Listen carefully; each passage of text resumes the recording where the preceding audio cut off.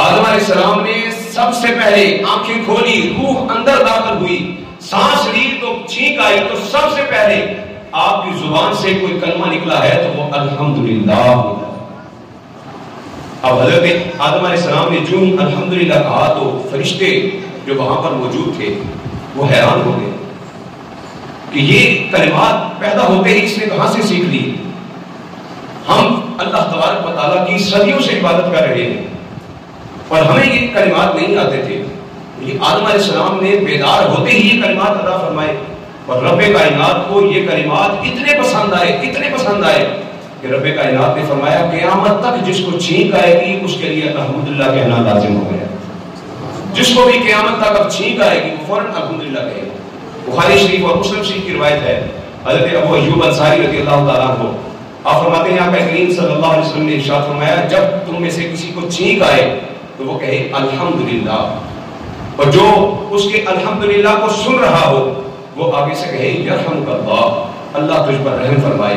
پھر دوبارہ چھینک مارنے والا کہے یہدیکم اللہ ویصلحکم، اللہ تجھے ہدایت دے اور تجھ پر رحمتوں کا نزول فرمائے۔ کتنا اچھا سلسلہ ہے۔ اور ایک اور روایت کے اندر چھینک کا جواب دینا مسلمان کا حق قرار دیا۔ حضور نے فرمایا مسلمان کا حق ہے۔ حضرت ابو ہریرہ رضی اللہ تعالیٰ عنہ سنن مشکات شریف کی حدیث ہے، حضرت ابو ہریرہ رضی اللہ تعالیٰ عنہ ارشاد فرماتے ہیں آقا کریم صلی اللہ علیہ وسلم نے ارشاد فرمایا رب کائنات فرماتا ہے کہ میں چھینک کو پسند کرتا ہوں اور جمائی کو ناپسند کرتا ہوں۔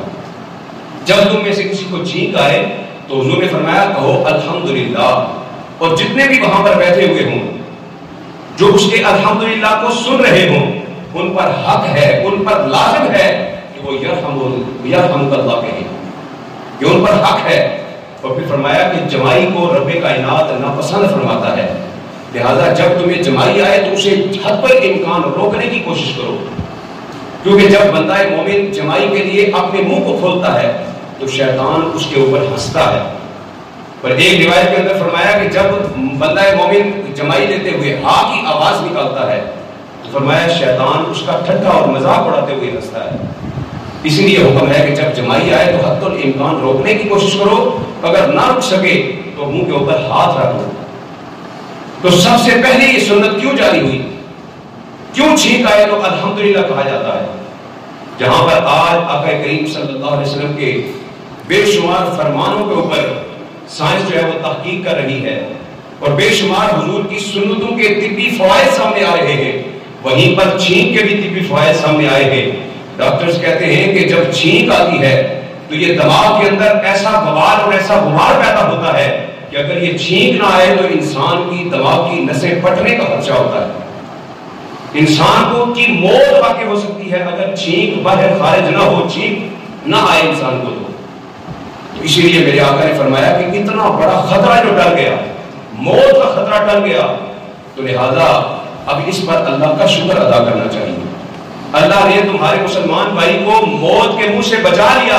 لہذا یرحمک اللہ کہتے ہوئے اسے دعا دو کہ اللہ نے تجھ پر رحمت نازل کی ہے کہ تجھے موت کے منہ سے بچاتے ہوئے چھینک آئی ہے، لہذا ہم دعا کرتے ہیں اللہ اور تجھ پر رحمتوں کا نزول فرمائے۔ اور پھر ایک اور ڈاکٹرز جو ہے وہ کہتے ہیں کہ جو چھینک ہے اس کے ذریعے سے ناک کے اندر ایک ایسی بیماری پیدا ہوتی ہے کہ چھینک نہ آئے تو وہ بیماری جو ہے وہ اندر ہی رہ جاتی ہے، وہ اس کا حل ہی صرف یہ ہے کہ انسان کو چھینک آئے تو وہ بیماری جو ہے وہ دور ہو جاتی ہے۔ اور چھینک آنے کے بعد آپ جانتے ہیں جسم کے اندر ایک الگ سی ہی جو ہے وہ تازگی آ جاتی ہے، جسم کے اندر ایک تازگی آ گئی، فرحت ملی، یہ بھی آپ کا کرم ہوا۔ فرمایا پورے جسم کو تازگی ملی ہے، لہذا اللہ کی حمد بیان کرو اور جو سننے والے ہو وہ اس کو مبارکبادی دو کہ رب نے تجھ پر رحمت فرمائی ہے، تیرے جسم کو تازگی عطا کی ہے، یرحمک اللہ، اللہ تجھ پر اور رحم فرمائے، اللہ اور تیرے جسم کو تازگی عطا فرمائے۔ اس طرح فرمایا کہ اپنے مسلمان بھائی کو دعائیں دو، پر اے مسلمان، اے غافل مسلمان، دوسروں کے علم سے مرعوب ہونے والے، آج کے سائنسدانوں کے علم سے مرعوب ہونے والے، آقا کریم صلی اللہ علیہ وسلم کے علم پر قربان ہو جا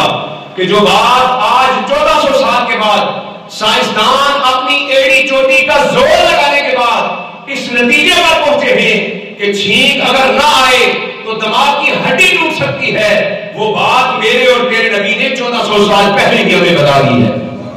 بلند آواز سے کہیے نا سبحان اللہ۔ آقا کریم صلی اللہ علیہ وسلم نے 1400 سال پہلے وہ بات بتا دی، کیونکہ ہے شاہد و جہاں کے خیالوں سے متفق، ہے شاہد و جہاں کے خیالوں سے متفق، سائنس کے علوم میں جتنے اصول ہیں، مریخ، چاند، زہرہ، عطارد، خلا، دنک، یہ سب میرے حضور کے قدموں کی دھول ہے۔ کائنات کے اندر آج یہ سائنسدان ترقی کرتے ہوئے آج یہ کہتے ہیں کہ جی مریخ والوں سے بات ہو سکتی ہے، خلا کے اندر فلاں سیارے پر قدم رکھا جا سکتا ہے، فلاں سیارے والوں سے رابطہ کیا جا سکتا ہے۔ میرے آقا کریم صلی اللہ علیہ وسلم نے 1400 سال پہلے بتا دیا ہے کہ اے نادان مسلمان، کسی سائنسدان کے علم سے مرعوب ہو کر اس کی طرف لوٹ نہ جانا۔ تیرے نبی نے تجھے بتا دیا ہے یہ مریخ کیا، یہ زہرہ کیا، یہ عطارد کیا، یہ چاند، سورج اور ستارے کیا، اگر نبی کے قدموں سے تو لگ جائے گا تو اس کائنات کے مالک سے بھی تو رابطہ کر سکتا ہے۔ اے شاہد و جہاں کے خیالوں سے متفق، سائنس کے علوم میں جتنے اصول ہیں، مریخ، چاند، زہرہ، عطارد، خلا، دنک، یہ سب میرے حضور کے قدموں کی دھول ہے۔